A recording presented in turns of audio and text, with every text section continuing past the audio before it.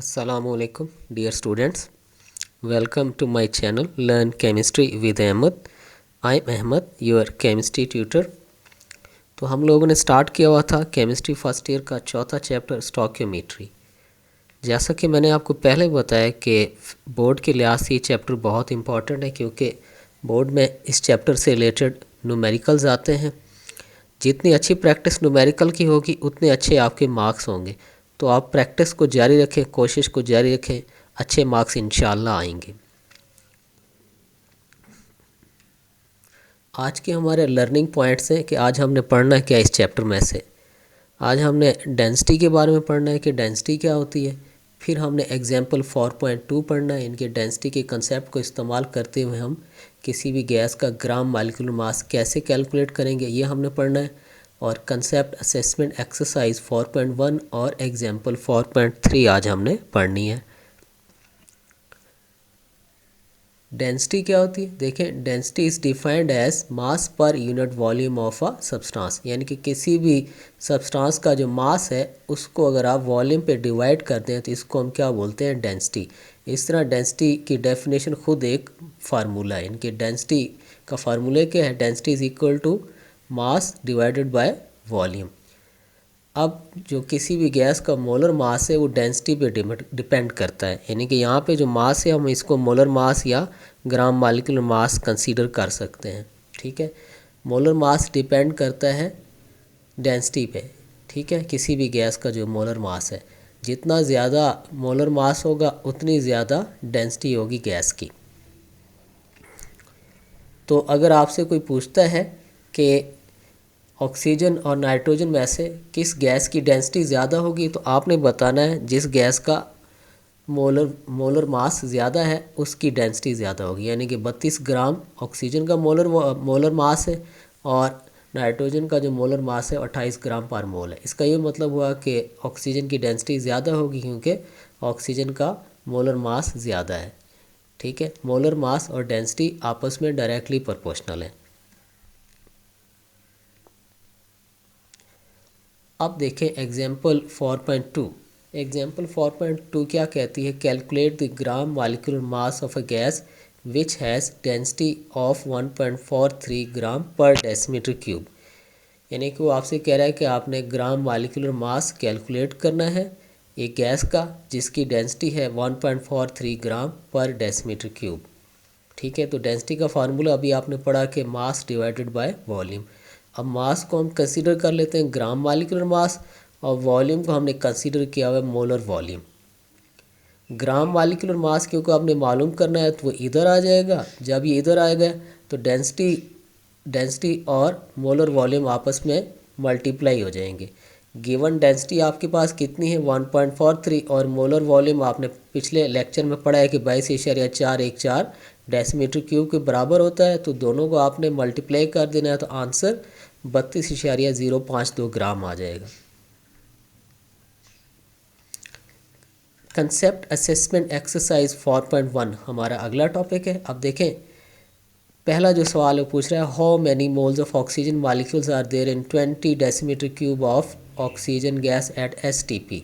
यानी standard temperature और pressure पे आपको 20 डेसीमीटर क्यूब गिवन है एक गैस के, ऑक्सीजन गैस के, और आपसे पूछ रहा है इसके मोल्स कितने होंगे। जब इस तरह का न्यूमेरिकल आपको आया तो आपने क्या करना है कि नंबर ऑफ मोल्स को डिवाइड, नंबर ऑफ मोल्स अगर आपने मालूम करना है तो उसके लिए क्या फार्मूला है कि given volume divided by molar volume. इस तरह के न्यूमेरिकल के लिए आपने ये फार्मूला याद करना है जब आपने नंबर ऑफ मोल्स मालूम करने हो और वॉल्यूम आपको गिवन हो। ठीक है, तो गिवन वॉल्यूम को डिवाइड कर देंगे मोलर वॉल्यूम पे। गिवन वॉल्यूम कितना है? 20 डेसीमीटर क्यूब और मोलर वॉल्यूम आपने पढ़ा हुआ है 22.414 डेसीमीटर क्यूब है। तो आंसर आपका 0.89 मोल आ जाएगा। अगला सवाल इसका, What volume does 0.6 moles of H2 gas occupy at STP?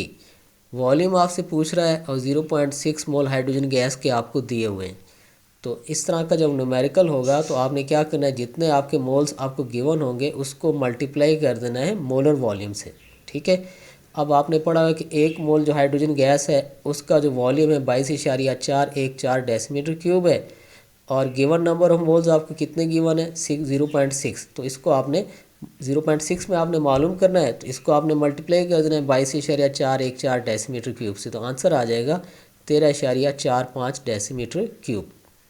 उसके बाद हमारा अगला जो सवाल है वो है, अगला टॉपिक है एग्जाम्पल 4.3। इसमें आपसे कह रहा है कि when 100 gram of magnesium react with dilute HCl what volume of hydrogen can be collected at STP। यानी कि 100 ग्राम आपको मैग्नीशियम की गिवन है जो कि रिएक्ट कर रहे हैं डाइल्यूट HCl से, और वॉल्यूम आपसे पूछ रहा है कि कितना है। तो इसके लिए पहले आपने बैलेंस्ड इक्वेशन लिखनी है कि मैग्नीशियम और HCl जब रिएक्ट करते हैं तो MgCl2 बनता है और हाइड्रोजन गैस लिबरेट होती है। तो इक्वेशन देख लें, दोनों तरफ से बैलेंस है। बैलेंस केमिकल इक्वेशन बहुत ज़रूरी है स्टोइकियोमेट्री में, आपने इक्वेशन को देख लेना है, बैलेंस है तो ठीक, वरना आपने खुद से बैलेंस कर लेनी है। अब देखें, आपने वॉल्यूम मालूम करना है और आपको मास गिवन है, तो इसका क्या फार्मूला होगा। देखें ये जी, number of moles multiply molar volume. Number of moles तो आपको गिवन ही नहीं है, तो नंबर ऑफ मोल्स आप पहले मालूम करेंगे। नंबर ऑफ मोल्स आप दो तरह से मालूम कर सकते हैं, यानी कि पहले आप number of moles general method से मालूम करेंगे और फिर आप इक्वेशन मेथड से, बैलेंस्ड केमिकल इक्वेशन से आप नंबर ऑफ मोल्स मालूम करेंगे। जनरल मेथड क्या है कि नंबर ऑफ मोल्स इक्वल है गिवन मास डिवाइडेड बाय मोलर मास, यानी कि इसको हम जनरल मेथड बोलते हैं। ठीक है, number of moles given equal है given mass divide by molar mass. Given mass कितना है मैग्नीशियम का 100 ग्राम, और मोलर मास कितना होता है 24 ग्राम पर मोल।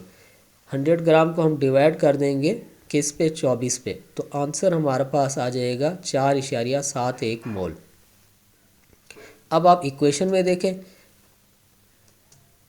इक्वेशन में अगर आप देखें तो आपके पास रिलेशनशिप कितना है, यानी कि आपको 100 ग्राम मैग्नीशियम के दिए हुए हैं और मालूम आपने क्या करना है, हाइड्रोजन का वॉल्यूम मालूम करना है।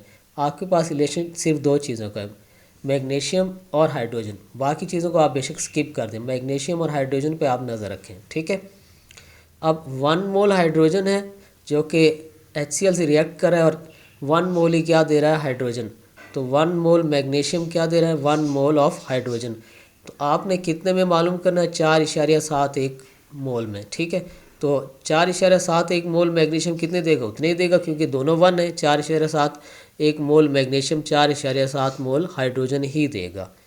अब आपने क्या करना है, अब आपने वॉल्यूम मालूम करना है। तो 4.71 मोल आपके पास आंसर आया हुआ है। इस फार्मूले में आपने क्या करना है, इसको पुट कर देना है।